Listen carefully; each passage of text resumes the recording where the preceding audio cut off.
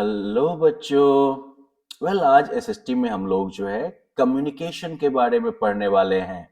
Communication जिसके जरिए हम एक दूसरे के साथ संपर्क में रहते हैं। हमारे चैप्टर का नाम है keeping in touch. Communication is the way of conveying our thoughts, ideas and feelings to other people. Travel में हमने क्या देखा था? ट्रांसपोर्ट का क्या था कि एक जगह से दूसरे जगह सामान या आदमी को पहुंचाना, दैट इज ट्रांसपोर्टेशन।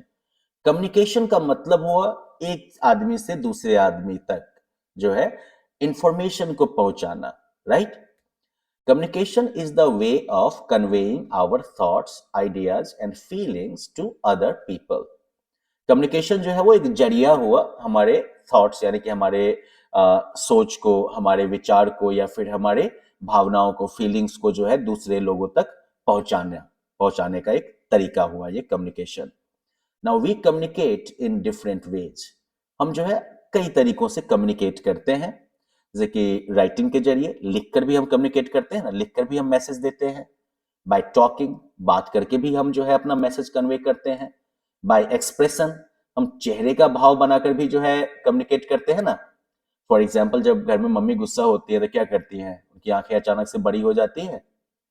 आपको देख के ही समझ में आ जाता है ना गुस्से में है वो। यहाँ पर क्या उन्हें बोलने की जरूरत पड़ी कि मैं गुस्से में हूं? नहीं, उनके चेहरे का ही भाव बदला और आप समझ गए कि अच्छा हाँ, mummy is angry now, right?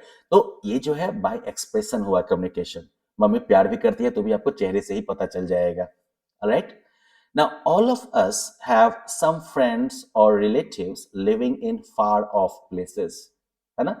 हम सभी के जो है कुछ दोस्त या रिश्तेदार जो है वो दूर दूर की जगहों पर रहते हैं। Now, it is difficult to meet them or talk to them regularly. अब ये मुश्किल होता है कि उनसे जो है हम अ, नियमित रूप से जो है मिलें या फिर बात करें, right? Therefore, we need to send and receive messages from them. इसलिए जो है हमें उन्हें जो है मैसेजेस भेजने की और उनसे मैसेजेस रिसीव करने की जरूरत होती है। The process of sending end receiving messages is called communication. तो यही जो है मैसेज भेजने और रिसीव करने का जो प्रोसेस है, इसे हम क्या कहते हैं?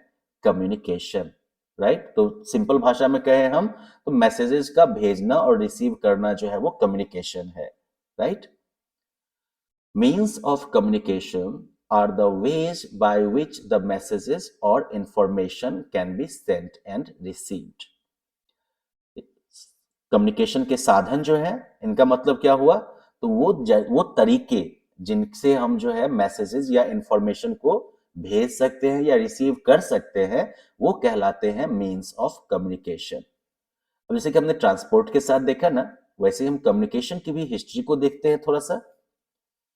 Now, communication in early days, पहले के जमाने में communication. In ancient times, people used to communicate with each other through the sign language.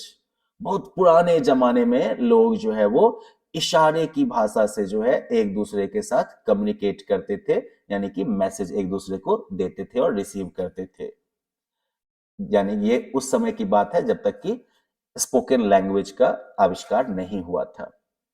Later, they began to use spoken words. तो पहले साइन लैंग्वेज में बात करना शुरू किया लोगों ने, फिर उन्होंने क्या यूज करना शुरू किया? स्पोकन वर्ड्स, जो बोलचाल की भाषा है, शब्द है, उसका प्रयोग करना शुरू किया। Drum mail was also used in earlier times when men living in forests sent messages to far off places by beating the drums. Drum mill का यूज भी किया जाता था बहुत पुराने जमाने में, जब जंगल में रह रहे आदमी जो थे उन्हें दूर दूर तक मैसेज जो है वो लोग भेजा करते थे ड्रम बजाकर, ड्रम को पीट पीट कर। They had secret codes for different messages of danger, Joy, sorrow etcetera. उस समय में उनके पास जो है कुछ सीक्रेट कोड हुआ करते थे। डेंजर है या खुशी का मौका है या दुख का मौका है, तो अलग अलग तरह के मैसेज के लिए उनके पास जो है सीक्रेट कोड्स होते थे। This sound was picked up by other drummers and they would repeat the drum beats to convey the message. तो मान लीजिए कि यहाँ पर ये ढोल बजा रहा है, अब इसके ढोल की आवाज के जरिए जो मैसेज होगा वो यहाँ वाला जो है वो सुन लेगा, फिर वो जो ढोल बजाएगा तो दूर और कहीं जो होगा ह्यूमन पॉपुलेशन या ह्यूमन सेटलमेंट, तो वहां के लोग भी जो है उस मैसेज को रिसीव कर लेंगे। अगर और आगे भेजने की जरूरत होगी तो फिर उससे आगे वो ड्रम बजाकर मैसेज को पास कर देंगे। तो इस तरीके से ड्रम मेल का यूज किया जाता था एंशिएंट टाइम्स में।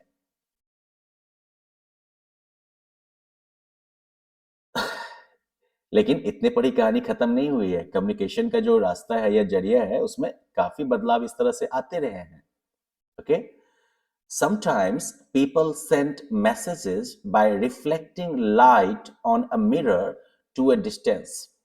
कभी कभी लोग जो थे वो आ, आईने से जो है लाइट को रिफ्लेक्ट करके भी मैसेज भेजा करते थे। वो देखते हो ना, कभी जो है आप शीशा वगैरह अपने लाइट को रिफ्लेक्ट होते देखा होगा ना। तो कभी कभी पहले जमाने में लोग जो है शीशे पर, आईने पर जो है लाइट को रिफ्लेक्ट करके भी मैसेज भेजा करते थे। They also used smoke and fire signals to send a message। इसके अलावा जो है वो लोग धुएं का और आग का सिग्नल भी यूज करते थे मैसेजेस भेजने के लिए। बहुत पुराने जमाने में पिजन्स जो थे they were train to carry letters from one place to another. Pigeon जो होता है ना, कबूतर, उसे भी ट्रेनिंग दी जाती थी चिट्ठी को एक जगह से दूसरी जगह ले जाने के लिए।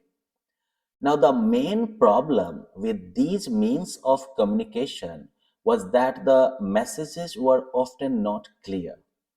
अब चाहे मान लीजिए कि साइन लैंग्वेज की बात हो या फिर ड्रम मेल की बात हो या फिर जो है मिरर के से लाइट को रिफ्लेक्ट करने वाला हो या स्मोक और फायर सिग्नल हो, इन सभी में मैसेज जो है वो अक्सर पूरा क्लियर नहीं होता था या फिर इसमें डिटेल जो है वो बहुत ही लिमिटेड होता था।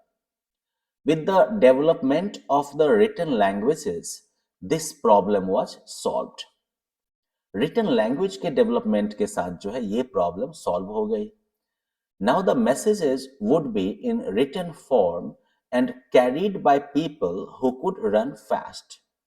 अब जो है लिख के जो है मैसेज को जो है लिख के दिया जाता था और फिर जो है ऐसे लोग जो बहुत तेज दौड़ सकते थे वो उस मैसेज को कैरी करने का काम करते थे।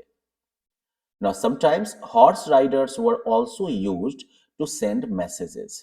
कभी-कभी जो है घुड़सवार जो होते थे, घोड़े पर जो घोड़े घोड़े के को राइड करने वाले जो लोग होते थे, उनका यूज भी किया जाता था मैसेजेस भेजने के लिए। लेकिन अभी भी all these means of communication were time consuming। ये सभी जो कम्युनिकेशन के जरिए थे, ये भी काफी समय लेने वाले थे, टाइम कंज्यूमिंग थे ये सब भी, है ना। तो इस तरीके से हमने क्या देखा कि सबसे पहले तो इंसान जो है वो साइन लैंग्वेजेस में एक दूसरे को मैसेज देता था और रिसीव करता था। फिर चलिए स्पोकन लैंग्वेज आई, लेकिन स्पोकन वर्ड्स के साथ प्रॉब्लम क्या रही कि आमने सामने में ही ना आप बात कर पाइएगा। अगर बहुत दूर कोई है तो उतना आप गला फाड़ के तो यहाँ से जो है आप 40 किलोमीटर तक आवाज नहीं पहुंचा पाइएगा। अब लॉन्ग डिस्टेंस मैसेजिंग के लिए जो है ड्रम मेल का यूज किया जाता था। लेकिन ड्रम के जरिए चलिए आप ये बता सकते हैं कि खतरा है, आप ये बता सकते हैं कि खुशी की बात है, लेकिन ये तो नहीं बता सकते हैं ना कि खतरा कैसा है, क्यों है, कैसे बचा जाए। ये सब चीज तो आप ड्रम बीट के जरिए नहीं बता सकते हैं। या ये मैसेज आप जो है लाइट के मिरर लाइट को रिफ्लेक्ट करके नहीं दे सकते हैं। स्मोक या फायर सिग्नल जो है वो ये डिटेल तो नहीं देगा ना कि किस तरीके का खतरा है, किधर से खतरा है, राइट, और खतरे से कैसे बचा जाए। तो अब इन सभी को सॉल्व करने का कहां से आया रास्ता? तो रिटन लैंग्वेज के आने के बाद चलिए ये प्रॉब्लम सॉल्व हो गई, वो आप पूरा डिटेल लिखकर किसी को भेज सकते हैं। लेकिन ये रिटन मैसेज भी जो है पहले कौन लेके जाता था? तो ऐसे लोग जो बहुत तेज दौड़ सकते थे वो ये मैसेज लेके जाते थे, या फिर हॉर्स राइडर्स जो होते थे वो ये मैसेजेस लेके जाते थे। पिजन वगैरह जो थे, पिजन्स, उनको भी ट्रेनिंग दी जाती थी इस तरह के रिटन लेटर्स को कैरी करने की। लेकिन अभी भी ये जो कम्युनिकेशन के जरिए थे ये काफी टाइम कंज्यूमिंग थे, है ना। चलिए अब हम लोगों ने जो है कम्युनिकेशन की हिस्ट्री को तो पढ़ लिया। अब अगले लेसन में हम लोग जो है मॉडर्न मीन्स ऑफ कम्युनिकेशन के बारे में पढ़ेंगे कि अब के समय में कम्युनिकेशन के क्या क्या साधन हमारे पास हैं। ओके, तो मिलते हैं अगले एक्साइटिंग लेसन के साथ। Bye bye.